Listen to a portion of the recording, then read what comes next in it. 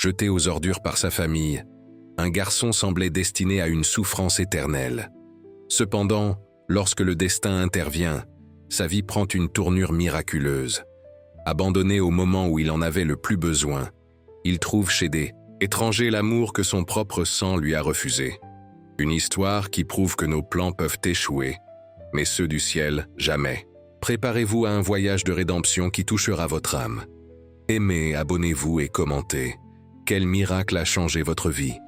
La lumière froide de l'aube filtrait à travers les fentes de la fenêtre vermoulue, dessinant des motifs fantomatiques sur les murs décrépits. Jean ouvrit les yeux, sentant sa tête battre comme si 1000 aiguilles lui percèrent le cerveau. L'odeur de moisi envahissait ses narines, se mélangeant à l'odeur âcre de la sueur imprégnée dans ses vêtements froissés. Où était-il? Comment était-il arrivé là? Les questions tournaient dans son esprit confus tandis que ses yeux parcouraient la pièce inconnue, essayant de s'ancrer à quelque chose de familier. Il s'assit au bord du lit et le grincement du vieux matelas résonna dans la pièce vide. Ses doigts tremblants fouillèrent les poches de son pantalon, ne trouvant que quelques pièces, un briquet et un papier plié. Il le déplia avec précaution, comme quelqu'un qui craint de réveiller un animal endormi. « Maintenant, tu comprends pourquoi nous t'avons abandonné. » Les mots, écrits d'une écriture qu'il ne reconnaissait pas, le frappèrent, comme un coup de poing dans l'estomac.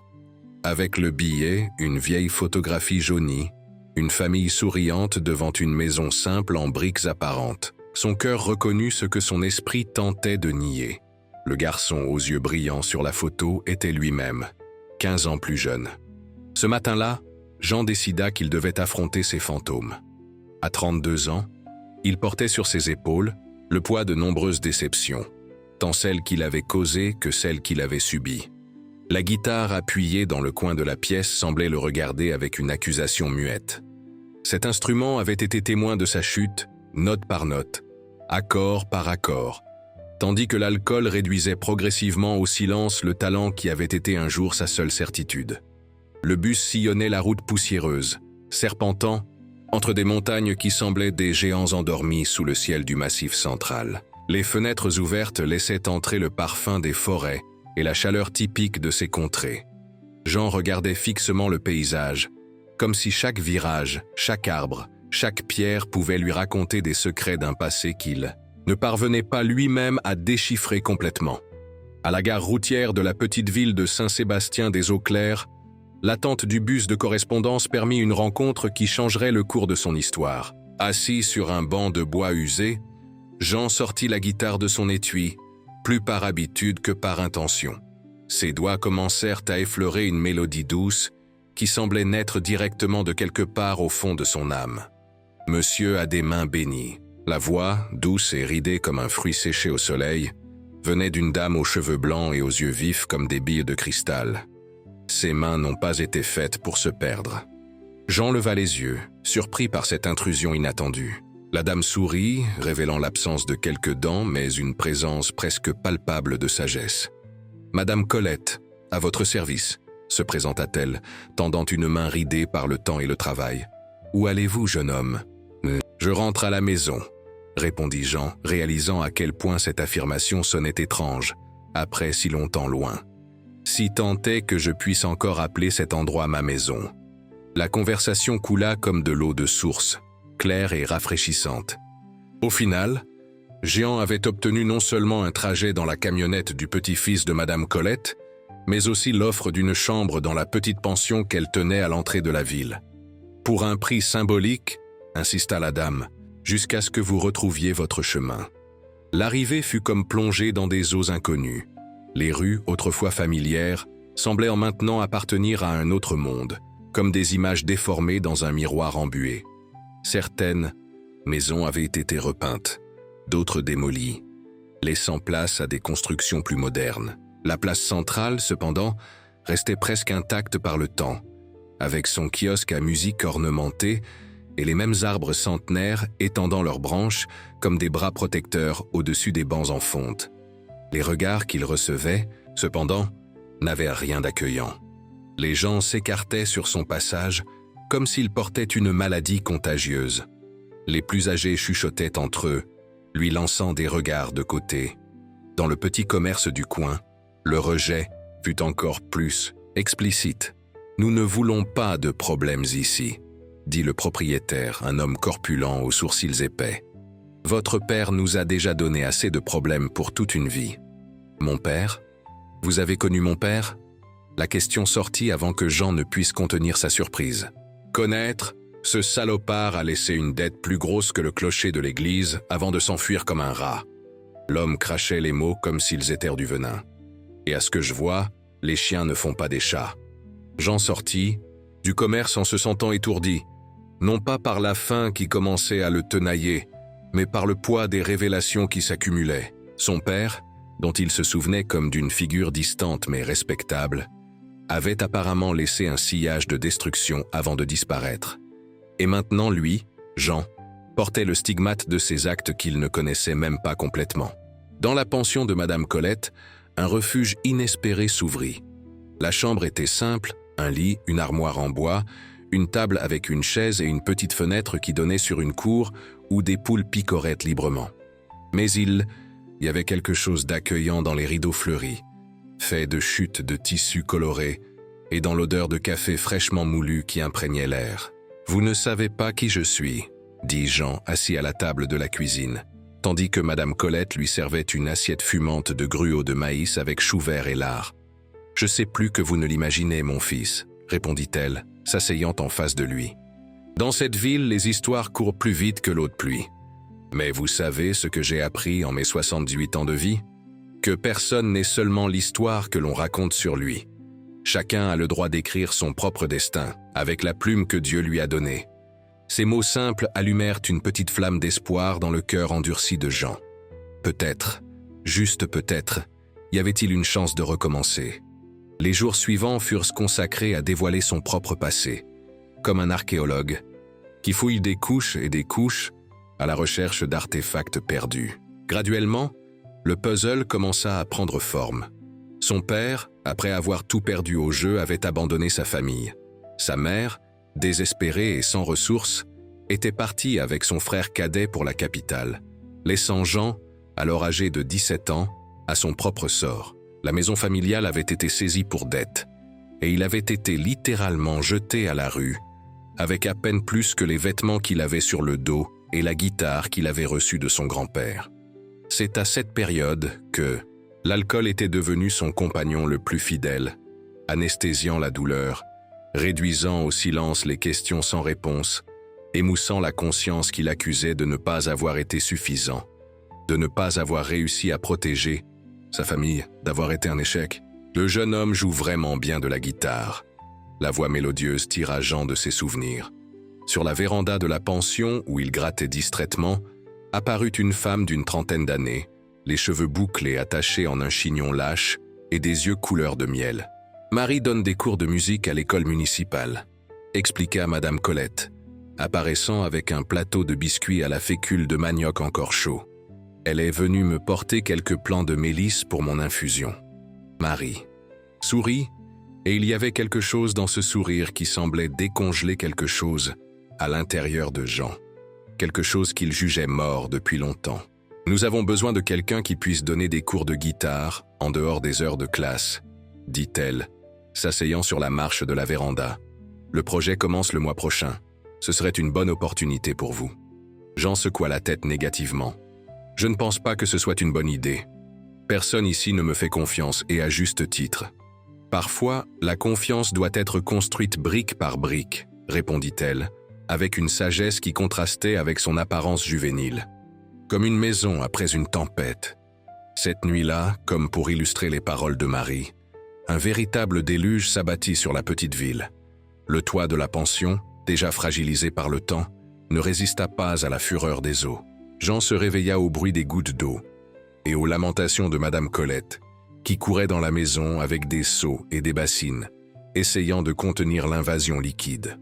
Sans hésiter, il prit une échelle à l'arrière et monta sur le toit, affrontant la pluie implacable et le vent coupant. Les tuiles glissantes menaçaient de le jeter au sol à chaque pas, mais il persistait, mu par une détermination qu'il n'avait pas ressentie depuis longtemps. Ce toit n'était pas seulement l'abri de Madame Colette, c'était aussi le sien. le premier endroit depuis des années, où il se sentait un minimum accueilli. La pluie qui le trempait pendant qu'il travaillait semblait, d'une certaine manière, laver aussi son âme. Chaque tuile replacée, chaque fuite colmatée, était comme un petit acte de rédemption. Lorsqu'il descendit enfin, trempé et épuisé, quelque chose avait changé en lui, comme si ce déluge avait été son propre baptême, le préparant à une nouvelle phase. « Vous auriez pu vous blesser sérieusement là-haut », dit Madame Colette, lui tendant une serviette et des vêtements de rechange qui avaient appartenu à son défunt mari. « Mais vous avez sauvé ma petite maison, et ça, je ne l'oublierai pas. » Juin arriva, apportant avec lui l'arôme du vin chaud épicé et du pâté de maïs, les couleurs vibrantes des guirlandes et la chaleur des feux de joie qui parsemaient la ville pendant les traditionnelles fêtes de village d'été. Sur la place centrale, où des stands de jeux et de plats typiques formaient un labyrinthe festif, la danse folklorique se préparait à commencer sous les lumières colorées qui traversaient le ciel étoilé. Jean avait accepté d'accompagner Madame Colette, plus pour lui faire plaisir que par réel enthousiasme pour la festivité. Il se tenait à l'écart, observant de loin l'effervescence joyeuse, se sentant comme un étranger au milieu de la célébration. C'est alors qu'il entendit un tumulte près du kiosque à musique. José Chanceux a eu un malaise. Il ne peut pas jouer. Les voix agitées annonçaient que l'accordéoniste engagé pour la fête avait soudainement eu un problème de santé. L'organisateur de l'événement semblait désespéré, se passant les mains dans ses cheveux clairsemés. « Mon neveu joue », proposa une femme, pointant du doigt un jeune homme à l'air timide. « La guitare ne remplace pas l'accordéon dans une fête de village, madame », rétorqua l'organisateur, visiblement irrité. C'est alors que Madame Colette apparut, tirant Jean par le bras avec une force surprenante pour son âge. Ce jeune homme ici est musicien professionnel. Il joue de n'importe quel instrument qu'on lui met entre les mains. Avant qu'il ne puisse protester, Jean se retrouva poussé vers le kiosque à musique, un vieil accordéon posé dans ses bras. Cela faisait des années qu'il n'avait pas touché à cet instrument, depuis l'époque où il accompagnait son grand-père lors des réunions musicales dans les fermes de la région. Mais ses doigts semblaient avoir une mémoire propre. Dès qu'ils touchèrent les touches vieillies, une mélodie connue commença à jaillir, hésitante au début, puis gagnant en confiance et en volume. Les gens se sont approchés, attirés, par la musique qui coulait maintenant avec aisance. La danse folklorique commença, les couples tournoyant dans la poussière soulevés par les pieds qui battaient le sol de terre. La sueur coulait sur le front de Jean, mais il s'en rendait à peine compte, absorbé par la connexion presque magique qui s'était établie entre lui, l'instrument et la foule qui maintenant applaudissait et en demandait plus. Lorsque la musique cessa enfin, une dame âgée s'approcha, les yeux humides de larmes. « Vous ne vous souvenez pas de moi, n'est-ce pas, mon enfant ? Madame Irène, votre professeur de musique au collège. » Jean fixa ce visage ridé, et un souvenir lointain émergea des brumes de l'oubli. Madame Irène, avec sa règle en bois et son piano désaccordé, lui enseignant les premières notes, découvrant en lui un talent qu'il ne savait même pas posséder. « Vous m'avez appris à lire les partitions, » balbutia-t-il, sentant un nœud dans sa gorge. « Vous avez toujours été mon élève le plus brillant, » dit-elle, posant une main tremblante sur son bras. « Quand j'ai appris que vous étiez parti, j'ai pleuré comme si j'avais perdu un fils.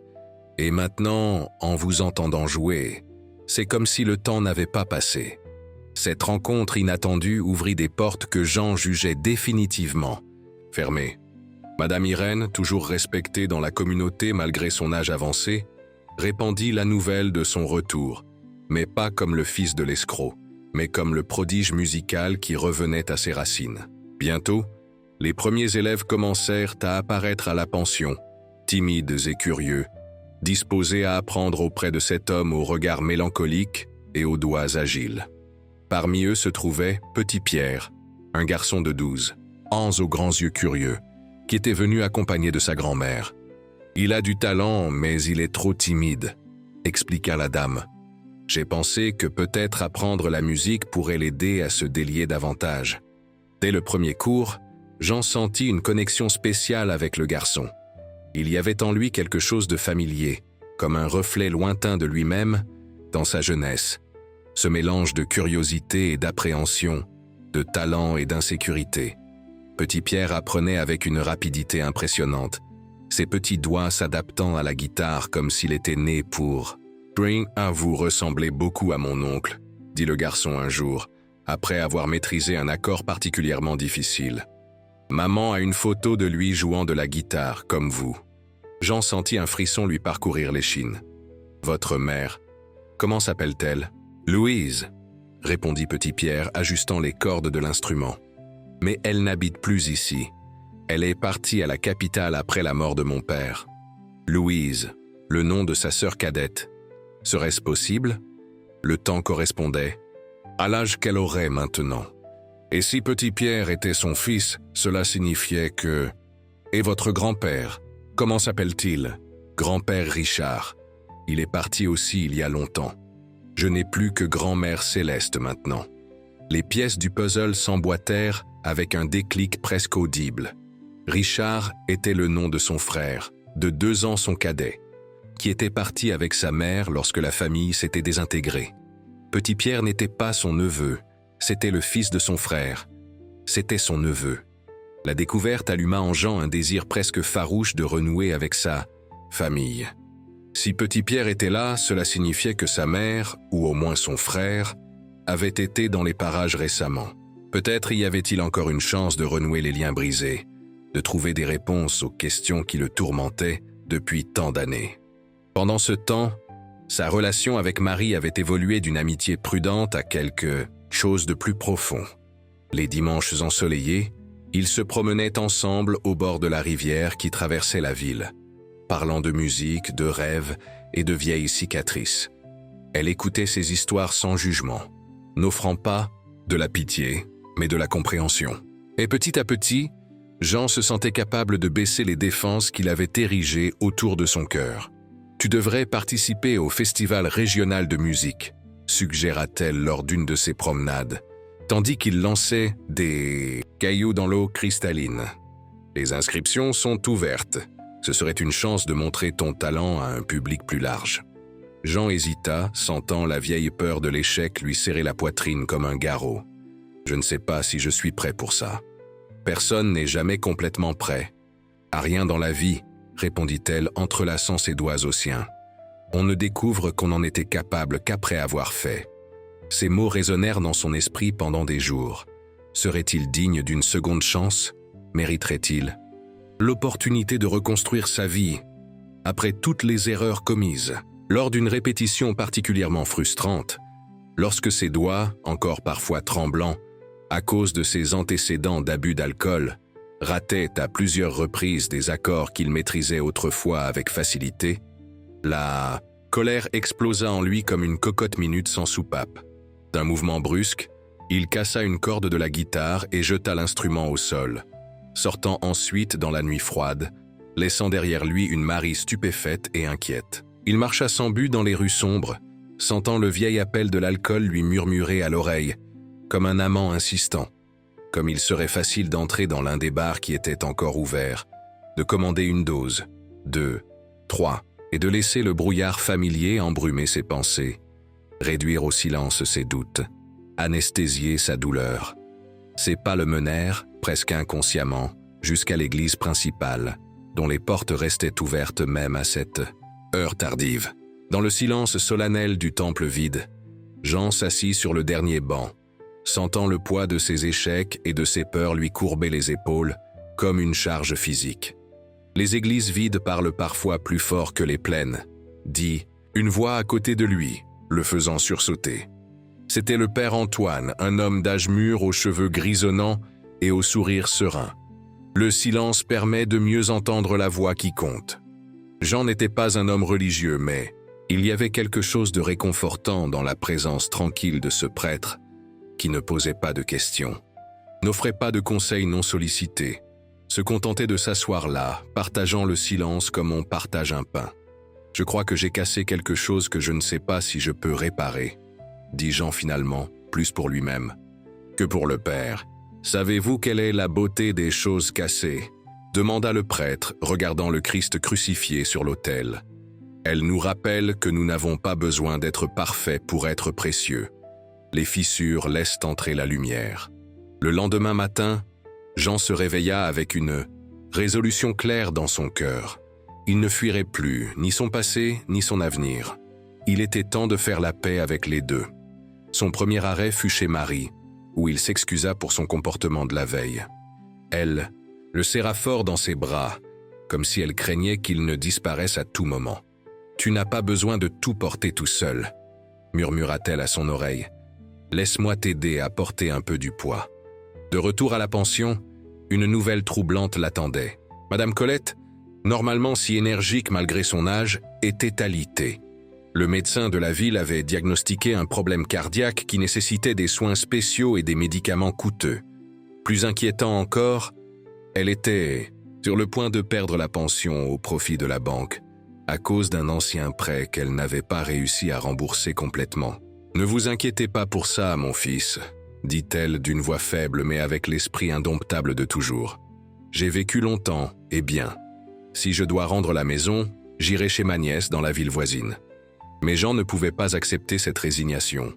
Pas après tout ce que Madame Colette avait fait pour lui, en l'accueillant quand personne d'autre ne voulait de lui dans les parages. Une idée commença à se former dans son esprit. Audacieuse, presque téméraire, mais possible. « Nous allons organiser un spectacle de bienfaisance », annonça-t-il pendant le dîner, à la surprise de Marie et du père Antoine, qui étaient venus rendre visite à la malade. Sur la place de la ville, musique, nourriture, vente aux enchères de dons, comme dans les kermesses d'autrefois. Tout l'argent récolté servira à aider Madame Colette. L'idée fut accueillie avec un enthousiasme prudent. Mais qui voudra participer à quelque chose organisé par moi ? Se demanda Jean, donnant voix au doute qui le rongeait de l'intérieur. Vous seriez surpris, répondit le père Antoine avec une lueur énigmatique dans le regard. Cette ville peut parfois sembler dure, mais elle a un cœur plus grand qu'il n'y paraît. Et ce fut le cas. Dans les jours qui suivirent, Jean se consacra corps et âme à l'organisation de l'événement. Il fit du porte-à-porte, affrontant des regards méfiants, des refus catégoriques, mais aussi, à sa grande surprise, des offres d'aide inattendues. La patronne de la boulangerie proposa de fournir des friandises. Le menuisier promit de monter une scène improvisée. Les jeunes de l'école se proposèrent de décorer la place. Au cours de ces visites, Jean entendit de nombreuses histoires sur sa famille, certaines douloureuses, d'autres étonnamment affectueuses. De sa mère en particulier, on parlait avec un respect qu'il n'attendait pas. Madame Céleste était une femme remarquable, lui raconta l'ancienne couturière de la ville. Quand votre père a disparu, la laissant avec 2 jeunes enfants et un ventre de 7 mois, beaucoup lui ont tourné le dos. On disait que c'était de sa faute pour ne pas avoir su garder son mari à la maison. Mais votre mère a tout affronté la tête haute. Elle a travaillé comme lavandière, femme de ménage, tout ce qui se présentait pour vous faire vivre. Savez-vous où elle est allée ? Après qu'elle m'ait laissé, la couturière ajusta ses lunettes sur son nez crochu. Elle ne vous a jamais laissé, mon enfant.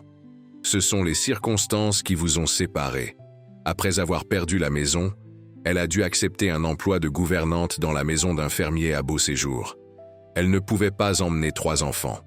Votre frère Richard était trop petit et Louise était encore allaitée. Vous, avec vos 17 ans, elle pensait que vous pourriez vous débrouiller. Ce fut la décision la plus difficile de sa vie. Cette révélation frappa Jean comme un éclair par temps clair. Sa mère ne l'avait pas abandonné par choix. Elle y avait été forcée par des circonstances indépendantes de sa volonté. Et plus impressionnant encore, elle vivait à Beauséjour, à moins de 50 km de là, le dimanche. Suivant, après des jours de préparatifs frénétiques pour l'événement de bienfaisance, Jean emprunta le vélo rouillé de Madame Colette et pédala jusqu'à la ville voisine. Son cœur battait si fort qu'il semblait vouloir s'échapper de sa poitrine. Après tant d'années, que dirait-il à sa mère ? Comment serait-il reçu ? Les questions se multipliaient dans son esprit, tandis que la sueur coulait sur son dos sous le soleil implacable de ce matin de juillet. La maison du fermier ne fut pas difficile à trouver. Une construction imposante à la périphérie de la ville, avec un verger étendu et un jardin bien entretenu. Jean hésita devant le portail, sentant ses jambes flancher. Et si elle ne voulait pas le voir ? Et si elle le blâmait pour toutes ces années de séparation? Le cœur battant la chamade, il sonna à la cloche. Une femme d'une cinquantaine d'années ouvrit, les cheveux grisonnants attachés en un chignon sévère, le visage marqué par le temps, mais toujours avec des traits qu'il reconnaîtrait n'importe où. « Mère ?» Le mot sortit comme un soupir. Le visage de la femme se transforma en un masque de choc puis de colère, puis d'une émotion trop complexe pour être nommée. « Jean ?» Sa voix trembla. « Que fais-tu ici après tant d'années ?» Les retrouvailles furent tendues, chargées d'émotions contradictoires. Elle le rejeta d'abord, le blâmant de l'avoir abandonné quand elle avait le plus besoin de lui. La vérité, comme toujours, était plus complexe. Tous deux avaient été victimes de circonstances et de malentendus. « Pourquoi ne m'as-tu jamais cherché ?» Oui, demanda-t-il, assis dans la petite pièce du fond qu'elle occupait dans la grande maison. « J'ai cherché, » répondit-elle, lui servant du café dans une tasse de porcelaine avec un petit éclat sur le bord. « Pendant les premières années, je demandais de tes nouvelles à tous ceux qui venaient de Saint-Sébastien. Ils m'ont dit que tu étais parti, que personne ne savait où tu étais. Après, la vie a continué avec ses exigences et ses douleurs. Richard est tombé gravement malade.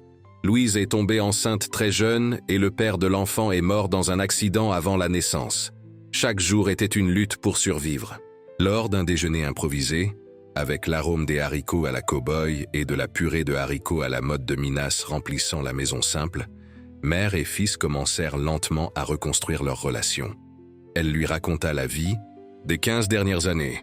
Il partagea ses pérégrinations, omettant seulement les épisodes les plus sombres de sa bataille contre l'alcool. « Et maintenant, qu'est-ce que tu comptes faire ?» demanda-t-elle, tandis qu'il faisait la vaisselle côte à côte. « J'organise un événement pour aider une dame qui m'a accueilli quand je suis revenu. Et je pense participer au festival régional de musique. » Ses yeux brillèrent d'un mélange de fierté et d'inquiétude. « J'ai toujours su que la musique était ta destinée. Depuis petit, tu transformais tout en chansons. La pluie sur la fenêtre, le chant des oiseaux, même mes casseroles dans la cuisine. » Lorsqu'ils se dirent au revoir, au crépuscule, quelque chose avait changé entre eux. Ce n'était pas encore une réconciliation complète. Il y avait trop de blessures à cicatriser, trop de mots à dire. Mais c'était un début. L'événement de bienfaisance dépassa toutes les attentes. La place se remplit de monde, non. Seulement des habitants, mais aussi des gens des villes voisines, attirés par les affiches que les jeunes avaient placardées, les stands de nourriture, les jeux, la vente aux enchères de dons. Tout se déroulait dans une ambiance de fête et de solidarité qui surprenait Jean lui-même. Le moment le plus émouvant de la soirée fut lorsqu'il monta sur la scène, improvisé, guitare en main, pour présenter une chanson qu'il avait composée spécialement pour l'occasion. Intitulée « Recommencement », elle parlait de chute et de relèvement, de pertes et de retrouvailles, de chemins interrompus qui trouvent de nouvelles directions. Lorsque les derniers accords retentirent, un silence respectueux plana sur la foule, avant qu'une explosion d'applaudissements ne brise l'enchantement. Avec l'argent récolté, il fut possible non seulement de rembourser la dette de Madame Colette auprès de la banque, mais aussi de garantir ses médicaments et ses soins médicaux pour les mois à venir. La gratitude de la dame se manifestait par des larmes silencieuses et par des friandises encore plus savoureuses que d'habitude, comme si chaque cuillerée de confiture de lait ou chaque pain au fromage était une façon de dire « merci » sans mots. Le festival régional approchait, et Jean, encouragé par Marie et Petit Pierre, décida finalement de s'inscrire. La préparation fut intense, des heures et des heures de répétition, améliorant chaque note, chaque inflexion vocale, chaque pause significative. Sa confiance grandissait de jour en jour, même lorsque ses doigts trahissaient occasionnellement sa volonté. À la veille de la compétition, cependant, un coup inattendu faillit le faire renoncer. Il découvrit que le juge principal du festival était justement Marc Pelletier, l'ancien associé de son père qui, profitant de la situation désespérée de la famille, avait pris sa maison des années auparavant. Comment pourrait-il se présenter devant cet homme qui symbolisait tout ce qu'il y avait de mauvais dans son passé? « Je vais retirer mon inscription », annonça-t-il, jetant les partitions sur la table avec une colère contenue. « Tu ne vas pas le faire », rétorqua Marie, avec une fermeté surprenante dans sa voix normalement douce. « Tu n'es pas venu jusqu'ici pour abandonner à la première difficulté. Ce n'est pas ce que tu as enseigné à Petit Pierre, n'est-ce pas ?» Comme invoqué par son nom, le garçon apparut à la porte de la pension à ce moment-là, portant quelque chose enveloppé dans un vieux tissu. « Maman a envoyé ça pour vous, » dit-il, tendant le paquet mystérieux. Elle a dit que c'était un porte-bonheur. Avec des mains tremblantes, Jean déballa l'objet et sentit son cœur s'arrêter un instant. C'était son ancienne guitare, celle qu'il avait reçue de son grand-père, que sa mère avait gardée toutes ces années comme une relique sacrée. L'instrument, malgré le temps, était dans un état étonnamment bon. Quelqu'un, probablement Richard, en avait pris soin avec amour, changeant les cordes, maintenant le bois lustré. C'était comme retrouver un vieil ami qu'on croyait perdu pour toujours. Le jour du festival, la nervosité de Jean était palpable. Ses mains suaient, son estomac se retournait, et un goût métallique persistait dans sa bouche malgré les diverses pastilles à la menthe qu'il mâchait obsessionnellement. Les regards d'encouragement de Marie, Petit Pierre, Madame Colette et, étonnamment, sa mère, qui était venue spécialement pour l'occasion, étaient ses seules ancres. Lorsqu'il monta enfin sur scène, sous les lumières vives qui l'aveuglaient, momentanément, Jean ressentit un étrange sentiment de déjà-vu. Combien de fois avait-il rêvé de ce moment pendant les années sombres? Combien de fois s'était-il imaginé là, devant un public, son talent enfin reconnu? Il ajusta le microphone, positionna la guitare de son grand-père, et respira profondément. Ses yeux croisèrent ceux de Marc Pelletier, assis à la table des jurés avec une expression de mépris mal dissimulée. C'était ça, la confrontation qu'il craignait et, en même temps, désirait secrètement. Cette chanson, dit-il au microphone d'une voix qui le surprit lui-même par sa fermeté, est pour tous ceux qui se sont déjà sentis jetés, pour tous ceux qui un jour ont été considérés comme jetables, et surtout pour ceux qui, malgré tout, ont trouvé la force de réécrire leur histoire. Les premiers accords retentirent, hésitants, puis gagnant en confiance. C'était une composition originale, intitulée « Récupérer des ordures », qui narrait en vers crus et émouvants son parcours d'abandon et de rédemption. Pendant qu'il chantait, des images de sa vie défilaient dans son esprit comme un film. Le garçon talentueux qui avait tout perdu, le jeune homme qui s'était perdu dans l'alcool, l'homme qui maintenant, enfin, retrouvait le chemin du retour. À la maison, le public, initialement froid et distant, fut conquis couplet après couplet, note après note. À la fin, lorsque la dernière vibration de la corde s'éteignit dans l'air chargé d'émotion, un silence absolu régna pendant quelques secondes, avant qu'une explosion d'applaudissements ne secoue le théâtre.